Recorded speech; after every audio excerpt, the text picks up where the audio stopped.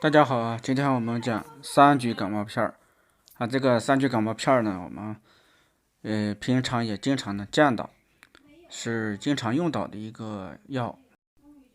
顾名思义，它是治感冒的。那它是治风寒还是治风热感冒呢？那我告诉你，它是治风热感冒的啊。所以它里边都是一些寒凉药物。风热感冒的特点，之前我们讲过很多，它主要是发热重，恶寒轻。所以它的特点是发热比较重啊。除此之外，还有鼻塞啦、流黄鼻涕、吐黄痰，还有咽喉肿痛啊这些症状。三聚感冒片呢，它可以疏风清热、宣肺止渴，用于风热感冒初期，有头痛、咳嗽、咽痛、口干啊等这些症状啊。成分呢有三叶、菊花、薄荷、素油。这块用的是薄荷素油，是它薄荷里边提取的一种有效成分。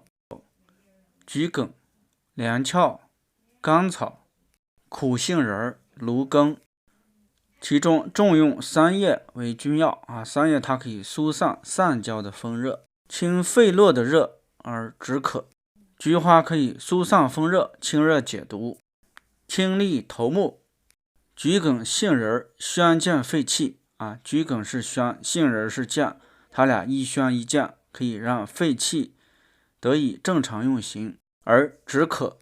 薄荷疏散风热，连翘清热解毒，芦根清热生津而止渴。这块的渴是口渴的渴，不是咳嗽的咳。最后用甘草作为使药，调和诸药。甘草还可以配合桔梗利咽止渴，诸药合用，共同起到疏风清热、宣肺止渴的功效。服用方法：一次4到8片，一天2到3次，具体根据病情的轻重来进行加减。使用禁忌：风寒感冒者忌用啊。